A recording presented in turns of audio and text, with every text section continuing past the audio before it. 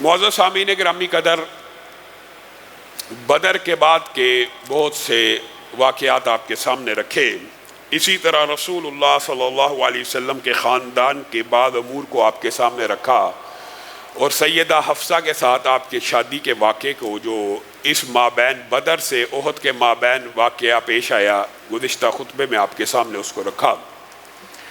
اسی عرصے کے درمیان حضرت فاطمہ کی حضرت علی سے شادی بھی ہوئی، اور یہ جو شادی کا واقعہ ہے یہ بڑا مشہور ہے۔ حضرت فاطمہ کو پیغام نکاح آنے لگے تو حضرت علی کی لونڈی نے حضرت علی سے کہا، کس چیز کی تاخیر چاہتے ہو؟ مزید کیا انتظار کرنا چاہتے ہو؟ کیا تمہیں خبر نہیں ہوگی کہ رسول اللہ صلی اللہ علیہ وسلم کی بیٹی کو اب رشتے آنا شروع ہو چکے ہیں؟ کتنا انتظار کرو گے؟ گویا حضرت علی کے دل میں جو خواہش تھی یا حاجت تھی وہ اس لونڈی کو معلوم تھی کہ سیدنا علی شادی کرنا چاہتے ہیں سیدہ فاطمہ سے۔ خیر، حضرت علی نے کہا، رسول اللہ صلی اللہ علیہ وسلم کا رعب و دبدبہ ایسا ہے، رسول اللہ صلی اللہ علیہ وسلم کی ہیبت میرے پہ ایسی ہے، اگرچہ آپ کو علم میں ہے کہ رسول اللہ صلی اللہ علیہ وسلم اور حضرت علی کا جو پیار ہے وہ باپ اور بیٹے کا پیار تھا، حتیٰ کہ حضرت علی کے بارے میں یہ بات بھی ملتی ہے، یہ صرف یک طرفہ پیار نہیں تھا، یہ دو طرفہ پیار تھا۔ جس طرح رسول اللہ صلی اللہ علیہ وسلم نے حضرت علی کی کفالت کی، یہ بار بھائی یا گریل ہوتے کر دو، جس طرح حضرت علی کی کفالت کی، جس طرح پیار اور محبت سے رکھا، حضرت علی کے بارے میں بھی یہ روایات ملتی ہیں کہ حضرت علی رسول اللہ کو جب اپنے گھر میں نہ پاتے، چھوٹی عمر کی بات کر رہا ہوں، جب یہ چھوٹے تھے، اپنے گھر میں نہ پاتے تو اس طرح بے چین ہو جایا کرتے تھے جس طرح اونٹنی کا بچہ ماں سے دور کر لیا جائے تو بے چینی میں ادھر ادھر بھاگتا پھرتا ہے۔ حضرت علی کی وہ کفیت رسول اللہ صلی اللہ علیہ وسلم کی عدم موجودگی میں ہو جایا کرتی تھی، اور جب رسول اللہ گھر آتے تھے تو ان کے ساتھ لپٹ جایا کرتے تھے۔ یہ باپ اور بیٹے کا ایک تعلق تھا، لیکن اب جہاں پہ رشتے کی بات تھی وہاں پہ حضرت علی کے نظر میں ایک حجاب تھا، شرم تھا، روب تھا، دبدبہ تھا۔ ہمت جٹائی، پوری ہمت اور قوت لے کے گئے رسول اللہ صلی اللہ علیہ وسلم سے بات کرنے کی کہ سیدہ فاطمہ کا آج رشتہ مانگ لوں گا، جا کے پھر بات نہ کر سکے، خاموش ہو گئے۔ اب یہاں پہ رسول اللہ صلی اللہ علیہ وسلم کو بھی معلوم ہو رہا تھا کہ علی کوئی بات کرنے آتا ہے یا بات کرنے آیا ہے لیکن آگے سے کچھ کہہ نہیں پاتا۔ زیرک تھے، دانا تھے۔ رسول اللہ صلی اللہ علیہ وسلم نے از خود حضرت علی سے پوچھ لیا، کس حاجت سے آئے ہو؟ حضرت علی خاموش رہے۔ کہا، کیا فاطمہ کے رشتے کی بات کرنے آئے ہو؟ خود رسول اللہ صلی اللہ علیہ وسلم نے ابتدا کر دی۔ ساتھ ہی حضرت علی کا چہرہ سرخ ہو گیا، لال ہو گیا۔ کہا، جی ہاں، انہی کے رشتے کے بارے میں بات کرنے آیا ہوں۔ ہمت نہیں تھی پڑتی کہ آپ کے سامنے یہ بات کروں۔ اچھا، آپ کے پاس اس کو مہر میں دینے کے لیے کوئی شے ہے؟ اب یہ دیکھیے کیسا نبی کا پورا پرورش کا طریقہ۔ وہ علی جو ایک قسم کے والی ریاست کے بیٹے کی حیثیت رکھتے ہیں، کہنے لگے، اے اللہ کے رسول، پاس تو کچھ بھی نہیں ہے، یہ بود و باش ہے۔ آپ کے پاس آج ایسا رشتہ آ جائے جو ہو متقی، جو ہو نیک، لیکن اس کی جیب میں ٹکے نہ ہوں، اس کے پاس پیسے نہ ہوں، تو آپ کا رویہ کیا ہوگا؟ اور یہاں پہ رسول اللہ صلی اللہ علیہ وسلم کے سامنے علی کہہ رہے ہیں، میرے پاس کوئی شے نہیں ہے، کوئی چیز نہیں ہے جو میں فاطمہ کا مہر ادا کر سکوں۔ تو رسول اللہ صلی اللہ علیہ وسلم اپنی طرف سے یاد کرواتے، اپنی طرف سے۔ پھر آپ حضرت علی کی خود ترجمانی کر رہے ہیں۔ نکاح کا پیغام بھی ابتدا رسول اللہ نے کر دی، مہر کی ابتدا بھی رسول اللہ کر رہے ہیں۔ علی، وہ زرہ کہاں ہے؟ وہ زرہ کون سی زرہ؟ جو میں نے تجھے دی تھی۔ وہ زرہ کہاں ہے جو میں نے تجھے دی تھی؟ یعنی جس چیز کو حق مہر قرار دلوانا چاہ رہے ہیں وہ زرہ بھی کس نے دی تھی؟ رسول اللہ صلی اللہ علیہ وسلم۔ حضرت علی خود بیان کرتے ہیں، اگرچہ وہ زرہ بڑی مضبوط تھی، بڑی بھاری تھی، لیکن اللہ کی قسم اس کی قیمت 4 درہم بھی نہیں تھی۔ میں نے اس زرہ کو اٹھایا، میں باہر نکلا، یہ رافضیوں نے اور رافضی خیالات کے جو مالک ہیں انہوں نے صحابہ میں کس قسم کا انتشار، لڑائی جھگڑے کا تصور، آپس میں اختلاف کا کنسپٹ پھیلایا ہوا۔ باہر نکلا، سامنے سیدنا عثمان ہیں اور بھانپ گئے ہیں، علی زرہ لے کے نکل رہے ہیں۔ کہاں کا ارادہ ہے؟ زرہ بیچنے جانا چاہتا ہوں۔ کس کام کے لیے؟ بعض روایات میں مختلف الفاظ ہیں، بعد میں بیان کر دیا کہ مہر ادا کرنا تو بیچوں گا، کوئی 4 درہم مل جائیں گے، کوئی 4 درہم مل جائیں گے، مہر ادا کر دوں گا۔ رسول اللہ نے جو زرہ مجھے دی تھی وہی فاطمہ کا مہر مقرر کر دیا کہ جا اس کو بیچ دے اور اس کے ذریعے فاطمہ سے نکاح کر لے۔ سیدنا عثمان وہ 4 درہم کی زرہ اس کی قیمت لگاتے ہیں، اور پیار اور محبت کا یہ اٹوٹ رشتہ، یہ انمول رشتہ، یہی وجہ ہے کہ حضرت علی کے بیٹے ان کے گھر کے باہر کھڑے ہیں ان کے دفاع کے لیے بھی۔ سیدنا عثمان نے وہ 4 درہم کی زرہ اس کی قیمت کیا لگائی؟ معلوم ہونا چاہیے، اسلامی تاریخ کا ایک سنہرا باب ہے۔ 400 درہم۔ علی یہ زرہ میں تجھ سے خریدتا ہوں 400 درہم، تاکہ تیرے اوپر آسانی ہو جائے، نکاح بھی کر سکے، کوئی خرچہ بھی کر سکے، کوئی تیرے پاس گزر بسر کرنے کے پیسے بھی ہو جائیں۔ حضرت علی کو اور کیا چاہیے تھا؟ خوش ہو گئے، شکریہ بھی ادا کیا، واپس پلٹنے لگے تو کہا اب یہ زرہ میں عثمان کی طرف سے تجھے تحفے میں دیتا ہوں۔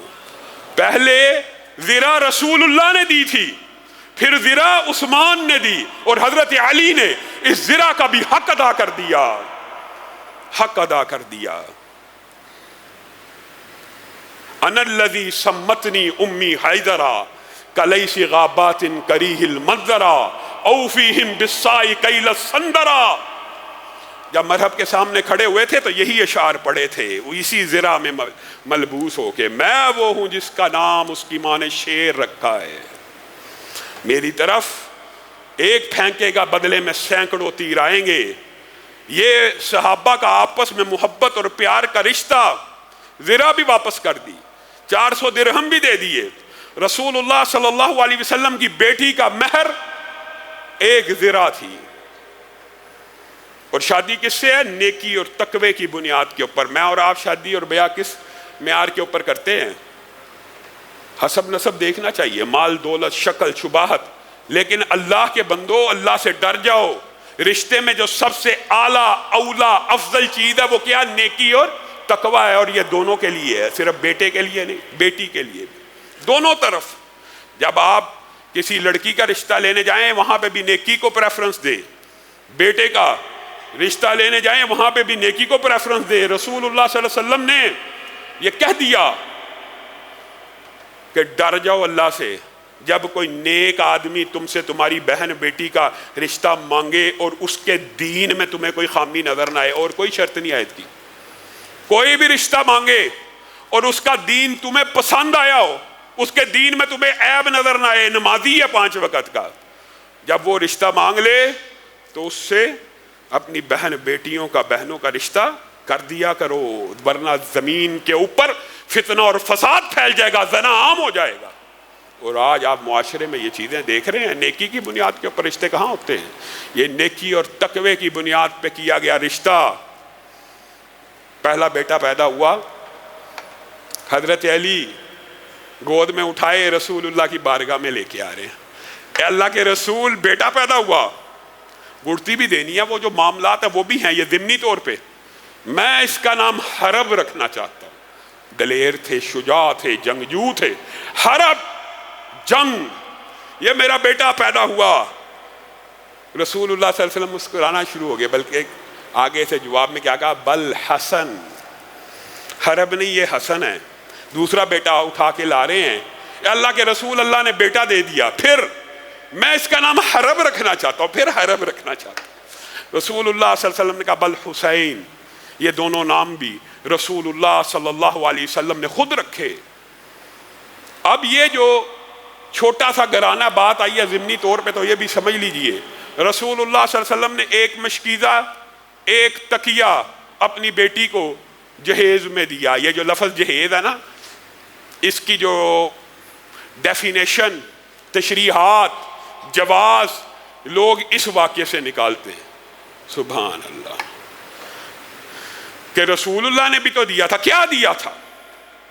کوئی باپ اپنی بیٹی کو کوئی تحفہ دے جائز ہے، مانتے ہیں، لیکن کسی باپ سے کسی غیر سے یہ مطالبہ کرنا کہ میں اتنا جہیز لوں گا، میں اتنی چیزیں لوں گا پھر نکاح کروں گا، یہ اسلام اور شریعت کے خلاف ہے، یہ 100% خلاف ہے. یہ اتنی سی تیاری ہے.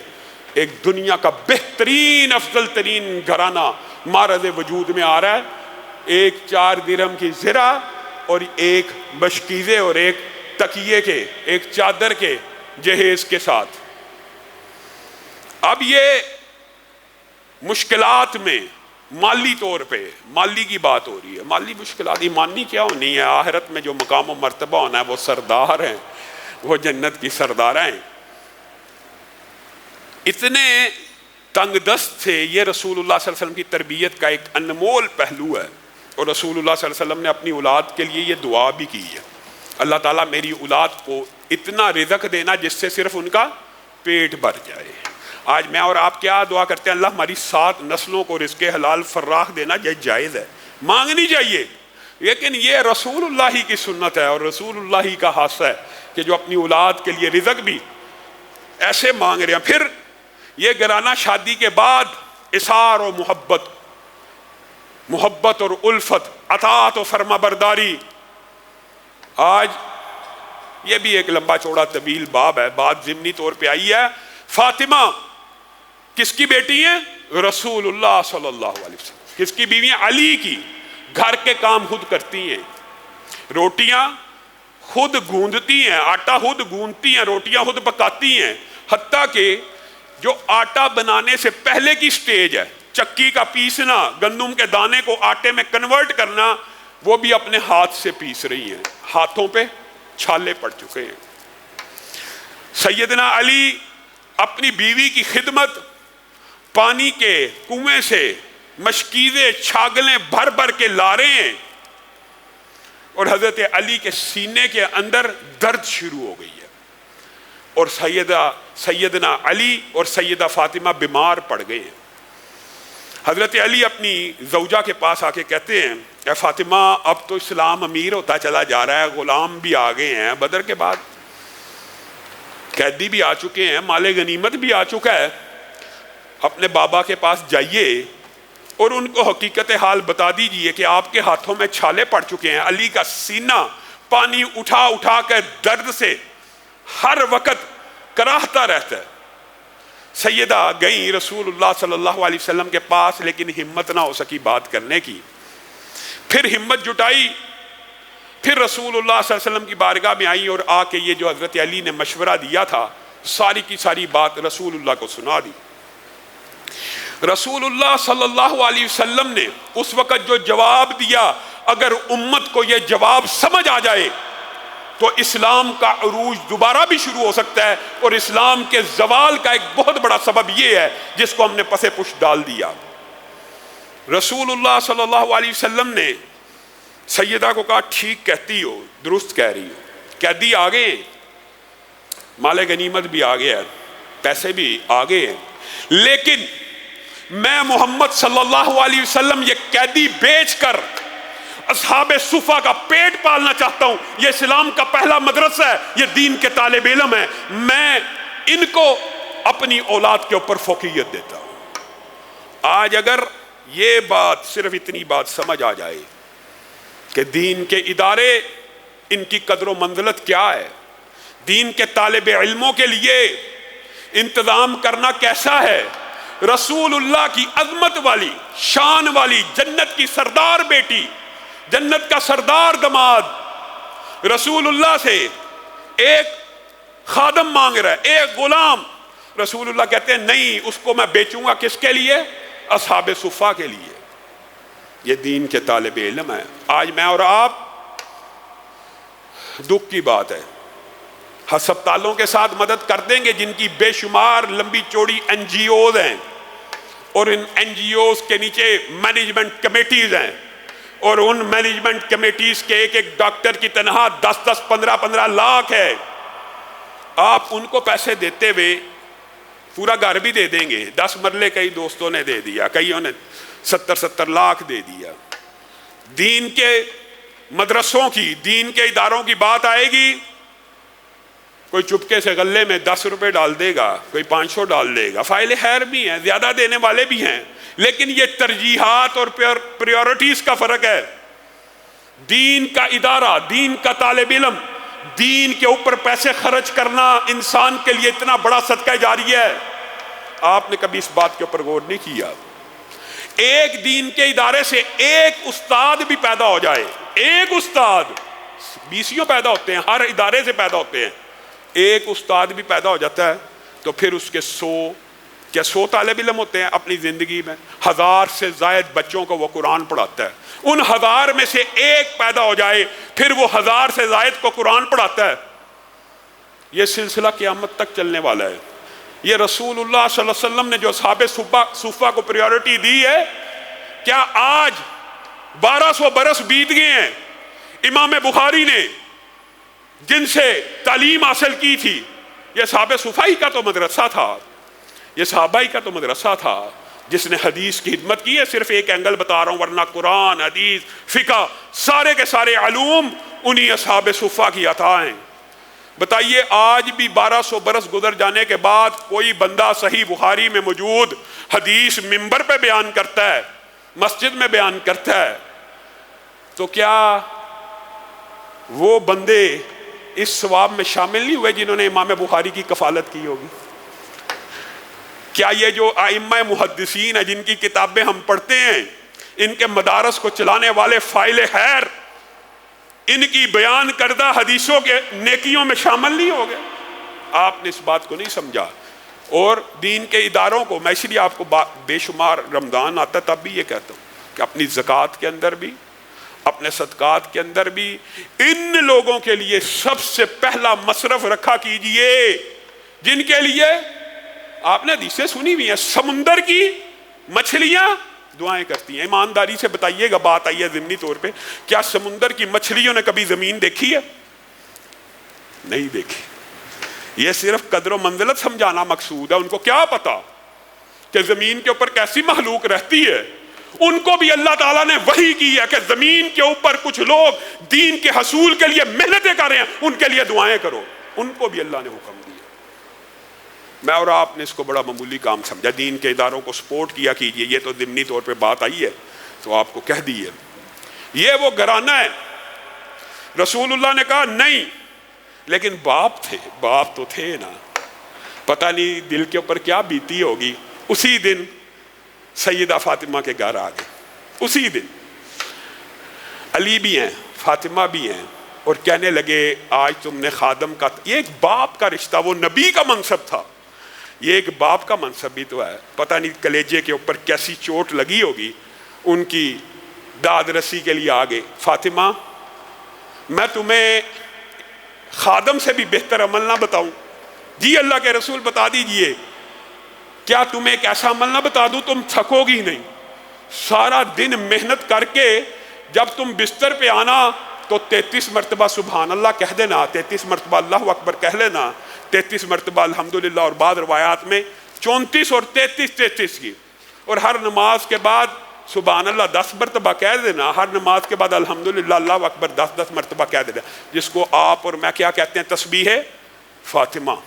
یہ حضرت فاطمہ کی عطا ہے جو رسول اللہ صلی اللہ علیہ وسلم نے سیدہ فاطمہ کو عطا کی تھی, اور سیدہ فاطمہ نے اور سیدنا علی نے پوری امت کو بتا دیا کہ رسول اللہ صلی اللہ علیہ وسلم نے تھکاوٹ دور کرنے کا, اور یہ اتنا مجرب ہے, اتنا مجرب ہے, کئی مرتبہ میں نے آزمایا ہے. انسان سفر سے سارے دن کی محنت کے بعد جب تھک جاتا ہے نا, جب انسان, آپ بھی کبھی گھر میں جائیں تو انسان اپنے بیٹوں کو یا گھر والوں کو کہتا مجھے دباؤ. اس سے پہلے اگر آپ یہ وظیفہ پڑھ لیں تو یقین مانیے کہ جس طرح کوئی بیمار بندے کو گلوکوز کی ڈرپ نہیں لگ جاتی, ویسی انرجی ایک دم جسم میں آ جاتی ہے. آپ آزما کے دیکھ لیجئے. 33 مرتبہ 1 منٹ میں پڑھا جاتا ہے, 1 منٹ سے بھی کم میں, عادت بن جائے 1 منٹ. ہم نے لیکن نبوی نسخوں کے اوپر عمل نہیں کرنا. اب یہ بھی ایک عجیب بات ہے, بات تلخ کئی دفعہ نکل جاتی ہے. ہم نے کس کے نسخوں پہ عمل کرنا ہے؟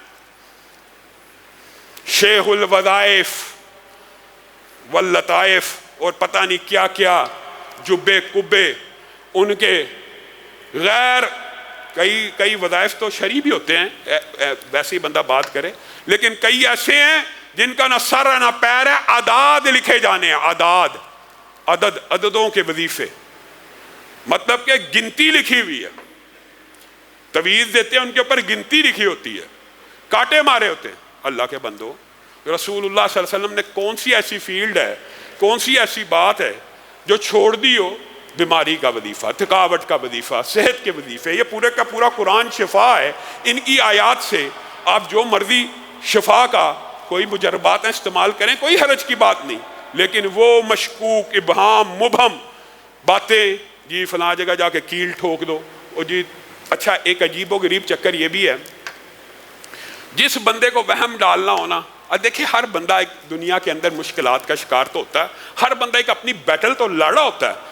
चाहे आपको ज़ाहरी तौर पे जितना मर्जी मुतमईन नजर आए, दुनिया का कोई इंसान ऐसा नहीं जो मुआमलात या मुश्किलात या बाद अमूर में फंसा ना हो। एक नॉर्मल बात है, ऑब्वियस बात है, वो आपको ऐसा चक्कर डालते हैं, जी बंदिश हो गई है, जी ये हो गया, वो हो गया, जी ये फलां मामला गड़बड़ है, आपका कोई काम, अब आपने घर जाके कील ठोंकने हैं, फलां ये करना है, सिरी लेके आनी है, उल्लू का खून भी चाहिए, अजीबो गरीब गुफ्तगू, अजीबो गरीब बातें, ये सब गैर शरई तरीके हैं इलाज के। इलाज का शरई तरीका कुरान पाक की आयत पढ़ के कोई दम करे, 100% जायदा आपको आयत बता दे, उसके ऊपर अमल करें, लेकिन इस तरह के जो मशकूक और मुबहम तरीके हैं, कभी इनकी बातों में झूठ बोलते हैं, ये क्या फाशनासी है। रसूलुल्लाह सल्लल्लाहु अलैहि वसल्लम ने अपनी बेटी को के दिल के ऊपर मरहम रखी और अपनी बेटी को और बेटे को, अली को तसल्ली दी। और बात आई है ज़िमनी तौर पे, तो मैं आपको ये बात भी बतला दूं, रसूलुल्लाह सल्लल्लाहु अलैहि वसल्लम को हज़रत अली से इतना प्यार था, इतना प्यार था, लोग ये कहते हैं कि हम सीरत अली बयान नहीं करते। अल्लाह के फजल करम से इसी मिंबर से हमने 34 से ज़्यादा खुतबात सिर्फ सीरत अली पे बयान किए, और कभी मौका आएगा इंशाअल्लाह दोबारा भी तफसील से बयान करेंगे। इतना प्यार था रसूलुल्लाह सल्लल्लाहु अलैहि वसल्लम को, और ये अमूर वही किताबें होते हैं, रसूलुल्लाह सल्लल्लाहु अलैहि वसल्लम की जो दीनी जितनी भी ये बातें, ये वही किताबें, वो आप अपनी मर्जी से बोलते ही नहीं, वही किताबें होके बोलते हैं। ज़ाती इज्तिहादात के ऊपर भी अल्लाह का चेक एंड बैलेंस मौजूद है। अल्लाह ताला वहाँ पे भी आपकी निगरानी कर रहा है। एक दिन दुआ के लिए हाथ उठा दिए और कहा, अल्लाह अब जो आए वो जन्नत में दाखिल हो जाए, बल्कि बाद रवायात में है, एक सहाबी को कहा, जो आए उसको जन्नत की बुशारत दे देना, उसको जन्नत की बुशारत और खुशखबरी सुना देना। अल्लाह के साथ मामला रसूल का और नबी का। दरवाजे पे दस्तक हुई, कहा जो आए अल्लाह से मांगा हुआ उसको जन्नत की बुशारत दो। पता चला अबू बकर आ रहे हैं। फिर दस्तक हुई, कहा अब जो आए उसको भी जन्नत की बुशारत दो। पता चला उमर आ गए हैं। जब उमर आ गए तो रसूलुल्लाह सल्लल्लाहु अलैहि वसल्लम से ये पिदराना शफकत रहा ना गया, अपने दोनों हाथों को उठा लिया और अपने कासिद को कहा, अब जो आए उसको भी जन्नत की बुशारत हो। ए अल्लाह मेरे अली को भेज दे, ए अल्लाह मेरे अली को भेज दे, ए अल्लाह मेरे अली को भेज दे। दस्तक हुई, कहा अली आ गए हैं। ये अल्लाह से मांग रहे हैं अपने बेटे के लिए, और बेटा भी इतना अजीम है, वो रसूलुल्लाह सल्लल्लाहु अलैहि वसल्लम के अज़मत के गीत पूरी ज़िंदगी गाते रहे, सिर्फ ज़िंदगी में नहीं, रसूलुल्लाह के चले जाने के बाद भी। और एक अजीब वाक़या बयान किया, कहा फ़तह मक्का के वक़्त रसूलुल्लाह सल्लल्लाहु अलैहि वसल्लम जब बाज़ चीज़ों को गिराना चाहते थे, एक तो आपने मशहूर वाक़या सुना, इंशाअल्लाह सीरत में आएगा, वहाँ पे मुफस्सल बयान करेंगे। तो रसूलुल्लाह सल्लल्लाहु अलैहि वसल्लम ने कहा, अली नीचे झुक, मैं तेरे ऊपर खड़े होके फलां फलां जगह पे पहुंचना चाहता हूँ, फलां फलां बुत को तोड़ना चाहता हूँ, मुराद ये थी। सैयदना अली नीचे हुए, रसूलुल्लाह सल्लल्लाहु अलैहि वसल्लम ने अपना कदम रखा, हज़रत अली कहते हैं मेरी चीखें निकल गई। इतना वजन, बारे नबूवत का भी बोझ था और अजीब कफियत थी और अजीब वजन थी। मैंने जिंदगी में ऐसा वजन کسی انسان کا محسوس نہیں کیا. رسول اللہ بھانپ گئے اور مسکرانا شروع ہو گیا. علی نہیں اٹھایا جاتا تو میرے کندھے پہ چڑھ جائیے. یہ اعزاز صحابہ میں سے چند صحابہ کو ملا ہے اور یہ اعزاز سیدنا علی کو ملا کہ رسول اللہ نے کہا میں نیچے بیٹھتا ہوں, میرے کندھوں کے اوپر اپنے پاؤں رکھ لے. نیچے بیٹھ گئے. سیدنا علی نے کندھوں کے اوپر پاؤں رکھ دیے, بے ادبی کے لیے نہیں, امداد کے لیے. توہین کا پہلو نہیں ہے, ایک دوسرے کے ساتھ تعاون ہو رہا ہے. اب رسول اللہ صلی اللہ علیہ وسلم کھڑے ہوئے, حضرت علی نے عجیب بات بیان کی. کہا رسول اللہ نے جب مجھے اٹھایا تو اس لیے تھا کہ فلاں فلاں جگہ میرے ہاتھ پہنچ جائیں, لیکن اللہ کی قسم میں اتنا بلند ہو گیا اگر آسمان سے کوئی تارا توڑنا چاہتا تو ہاتھ سے اچک لیتا, اتنا بلند ہو گیا. بات آئی ہے ضمنی طور پہ, تان پھر مقصود نہیں ہے. بار نبوت تب بھی تھا جب ابو بکر غار سور کے اندر نبی کو اپنے کندھوں پہ اٹھا کے لے گئے تھے, تب بھی تھا. لیکن یہ اعزازات ہیں جو رسول اللہ صلی اللہ علیہ وسلم نے اپنے صحابہ کے مابین تقسیم کی ہیں. کسی کو کوئی اعزاز دیا, اور یہ بکواس ہرزہ سرائی ان صحابہ کی آپس میں تھی جی لڑائی, نعوذ باللہ. محبت اور الفت کا عجیب مودت کا رشتہ تھا. ابو بکر, عمر, علی اکٹھے جا رہے ہیں. ابو بکر بھی لمبے ہیں, عمر تو اور لمبے ہیں. علی کا قد درمیانہ ہے, چھوٹا ہے. ایک سائیڈ پہ ابو بکر ہیں, ایک سائیڈ پہ عمر ہیں, درمیان میں علی ہیں. حضرت عمر کو مذاق سوجا, کہتے ہیں علی انت بیننا کنون فی لنا, تو ہمارے درمیان ایسے ہے جیسے نون کا نقطہ لنا, ایک لفظ عربی کا لنا, اس کے اس سائیڈ پہ لام ہے اور اس سائیڈ پہ الف ہے اور درمیان میں چھوٹا سا نون ہے. علی تو ہمارے درمیان ایسے چلتا ہوا لگ رہا ہے جیسے لنا کے درمیان ایک نقطہ ہوتا ہے. یعنی قد چھوٹا تھا حضرت ابو بکر, لمبے آج کل کے دور کے مطابق 7.5 فٹ کے قریب ان کے قد تھے. تو یہ کہہ دیا. اب حضرت علی, یہ پیار اور محبت ہے, یہ عداوت اور بغض نہیں ہے. حضرت علی جواب میں کہنے لگے کہ اگر اذ لم اکم بینکما, اگر میں تم دونوں کے درمیان نہ ہوں, فانتما اللہ, تو تم دونوں کچھ نہیں. یعنی اگر لنا میں سے نون کا نقطہ نکل جائے تو کیا بچتا ہے؟ لا. یہ مذاق ہے, یہ ایک دوسرے سے محبت ہے, یہ ایک دوسرے سے پیار ہے. انہوں نے کیا بنایا ہوا جی؟ لڑائیاں ہیں. اگر میں تم دونوں کے درمیان سے نکل جاؤں تو تم لا ہو. اور یہ بات ہے مذاق میں تھی, لیکن سیدنا ابو بکر نے اور سیدنا عمر نے ہر دور کے اندر اپنا وزیر اعظم اگر کسی کو منتخب کیا تو سیدنا علی کو کیا, اور سیدنا علی سے ہر بات کے اوپر مشورہ لیا کرتے تھے. یہ پیار تھا, یہ محبت تھی, یہ مودت تھی کہ علی کے بیٹے کو اپنے کندھے کے اوپر سوار کر کے کون جا رہا ہے؟ ابو بکر. پوچھا گیا بڑی عمدہ سواری ہے.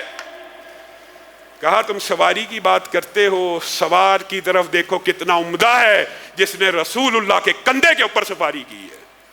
سوار کا دیکھو. یہ محبت کے رشتے ہیں, یہ مودت کے رشتے ہیں, یہ الفت کے رشتے ہیں. انہوں نے ہاں ہاں کی لڑائیاں بنائی ہوئی ہیں. اللہ رب العزت جو کہا گیا, جو سنا گیا, اس کو سمجھنے کی توفیق عنایت فرمائے.